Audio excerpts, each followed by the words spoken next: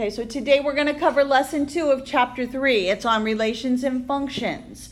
First thing we're going to do is make sure that you understand how to graph order pairs. So in this little warm up here. Now, in lesson 3-4, we're going to be actually creating a function table where we're going to take our x values, plug it into the equation, and come up with the order pairs. But because it's already displayed here in this warm up, I'm just going to review how to graph. So for example, if I asked you to graph the order pair -2, 1, remember in an order pair the first number is x, the second number is y. The first number tells you how you move side to side, and then the second number tells you how to move up or down. So for example, if I wanted to graph the order pair -2, 1, I'm going to come over here to the -2, and then I would go up to +1, and then you put your dot. Everybody good? Remember how to graph order pairs. Okay? Same thing if you were to graph the order pair -1, -1, +2. So you would come over here to -1 and then up to +2 and put your dot. If you're staying on 0, you stay here right at the origin, but then you move up to the 3 and put your dot. So graphing order pairs is one way of displaying a relation. Giving the information listed as order pairs is also a relation, and this is what we're going to see momentarily here. So here our objective for today is to identify functions, to find the domain of the function, the range, and then also determine if it is a function. Okay, all of the displays that we're going to see are relations, but not all of them are going to be functions. And we're going to see that in a minute. So here are the vocab words you're going to see: relation, domain, range, and function. Forget this slide. Let's talk about 4.1. We've done 4.1, so let's go right into this. All right, so here it says to express the relation, and these are 3 order pairs. The first order pair is 2, 3, 4, 7, 6, 8. When you're given information as order pairs, another way that you could display the order pairs is in a table. You can also graph it like we just did, or you can also put it in a mapping diagram. So when you do it in table form, all you're going to do is take the 2 order pairs, make a column for your x and a column for your y, and then just take the order pairs and just write them. 2, 3, that would be that one. Then you'll do the 4 and 7, and then the 6 and 8. So if you're given order pairs and they say make a table of it, make a column for x and a column for y, and just write them in. Everybody good so far? All right, next what we're going to learn is where we could take those same order pairs and graph them on a coordinate plane. So here, same 3 order pairs. Another way to display a relation is to graph them. So again, the order pair 2, 3, you go over to the side to the right to 3, and then up to 2, and then up to 3. And then do the same thing for the 4. Go to the right to 4, and then up to 7, and put your dot. And then lastly for the 6, 8, go over to 6, and then up to 8, and put your dot. Good on graphing. So this is another way to display a relation. Another way is a mapping diagram. Sort of looks like a table, except for they're just 2 separated rectangles. And again, you'll make a column or a rectangle and put all the x's in it, a little rectangle and put all the y's, and then show an arrow in between. So notice for the order pair 2, 3, you write the 2 and then an arrow going to the 3. And then the 4 and the 7. So from the 4 to the 7. This is called a mapping diagram. Now on the quiz, I'm not going to give you a bunch of order pairs, and I'm not going to say put these in a mapping diagram or put these in a table. I'm already going to give you the display like this. And what I'm going to ask you to do is identify the domain and the range. And we're going to see this in a minute. Here, it's asking you to put it in here. Just to give you an introduction of what's to come. The vocabulary word for the word domain, let me see if that's on the next slide. No, not yet. So the 3 ways. All right, let me just go into the slide. All right, so here are 2 more vocabulary words. The first one is domain. And the domain of a relation is the set of first coordinates, or the x's, of the ordered pairs. And the range are going to be the y's, so the second number in the ordered pair. So for example, if I gave you a bunch of ordered pairs, so 1, 2, 3, 4, 5, 6, 7, 8. And if I said list the domain, when you write the domain in the range, you're going to write it in these set brackets. And again, the domain is the x. So in my first order pair, what number is x? The 1 or the 2? The 1.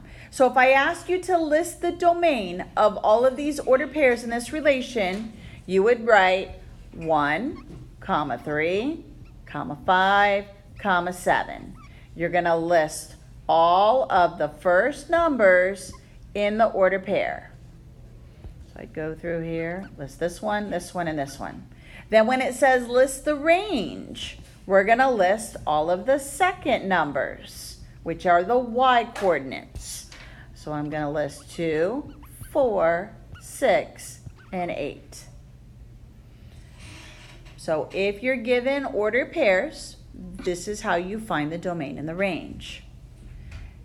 Now, if it's in a table or in a mapping diagram, you just list it straight down.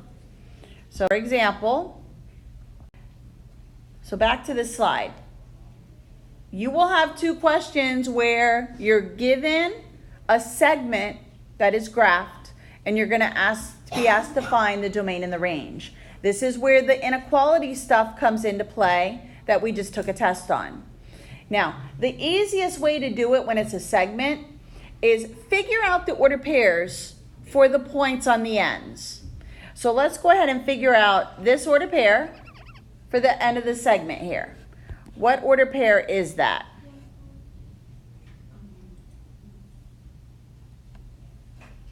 This one right here.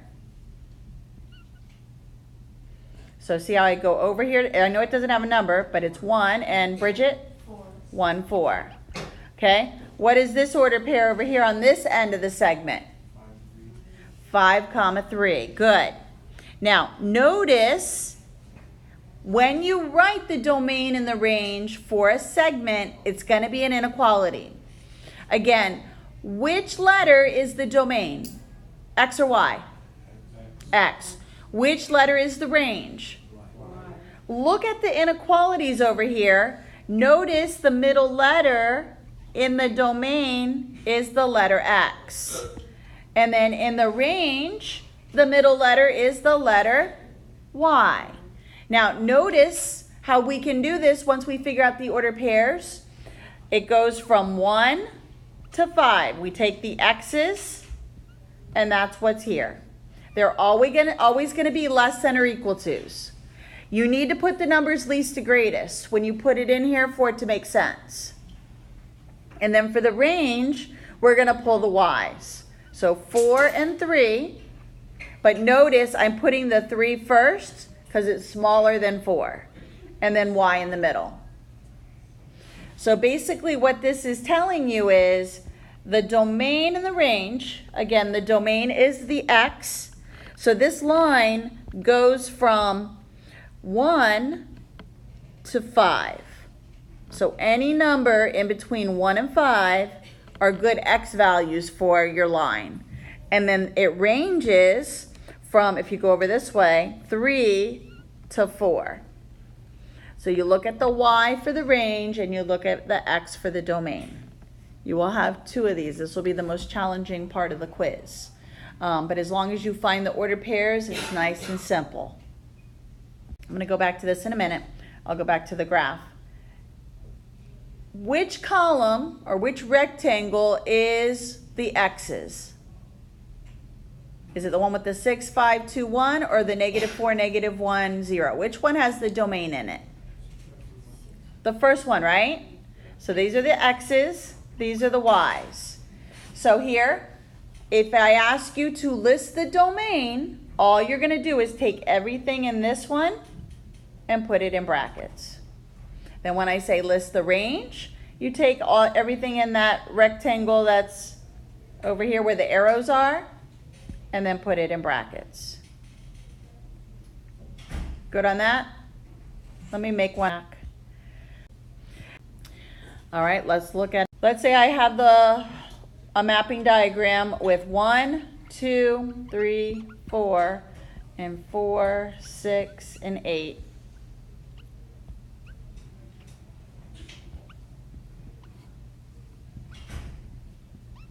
What would be the domain of this relation?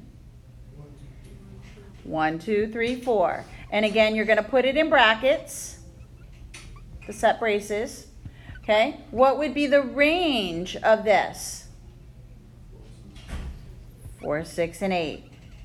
Now, let's say I added one more number here. Let's say this had, let me just do a new one. Another example. Say I have 1, 2, 3, 1. And it's going to map to 10, 11, 12. So let's say we go like this.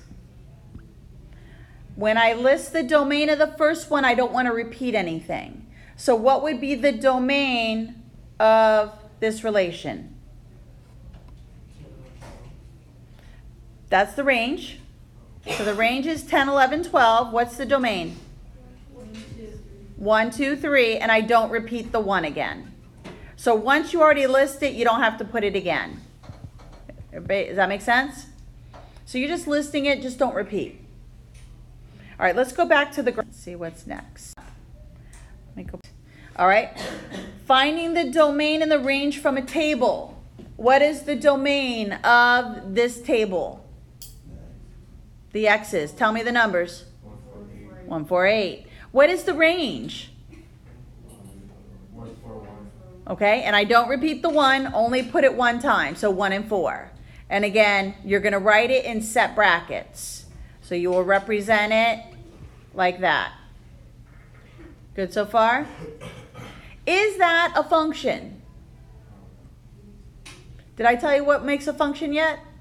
No, I didn't. Okay. A function is a special type of relation. And for a relation to be a function, the x's can't repeat. So in this table, are all of my x's different? Yeah. Yes. So this would be a function because all of my x's are different.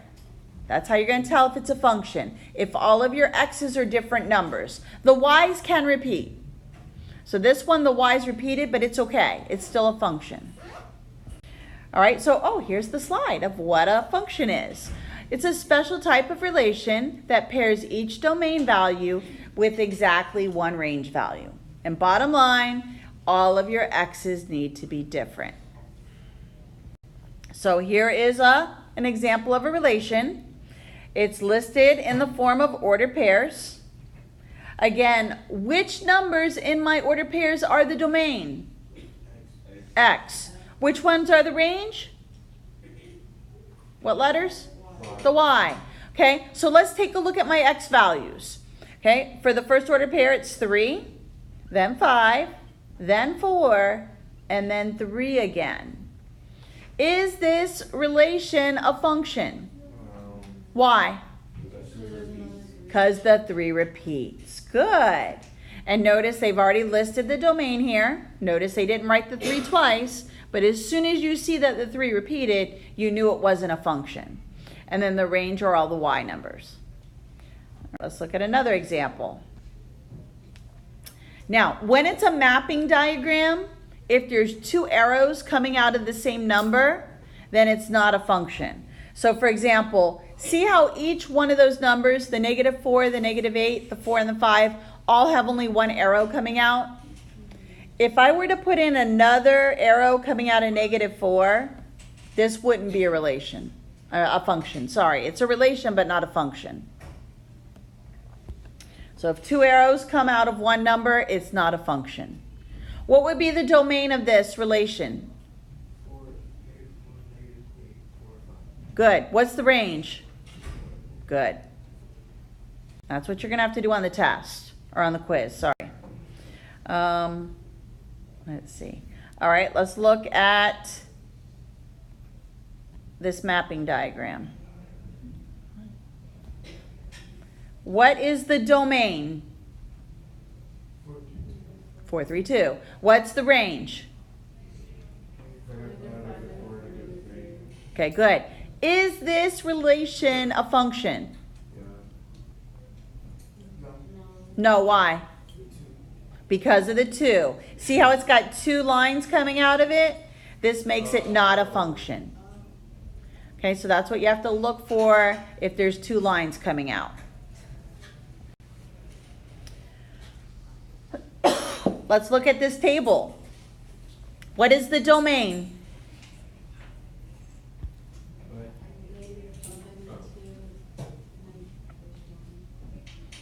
So -2, -1, 1, and 2, correct?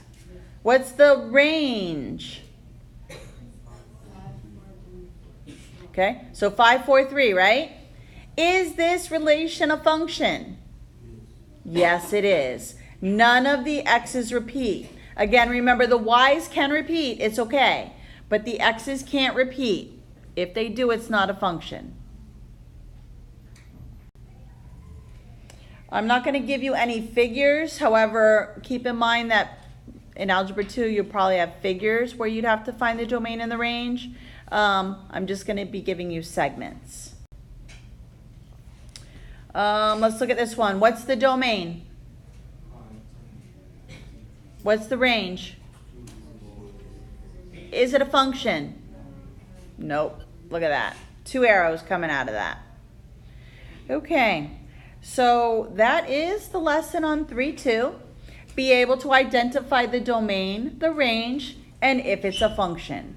Know that there are, you can display a relation as a group of ordered pairs. You can display it in table form, mapping diagram, and you can also graph them. Homework is both practice A and B. It is together in one document, and it is on Canvas. It's due tomorrow morning, 8 a.m. Tomorrow we'll go over the homework and we'll review for Wednesday's quiz.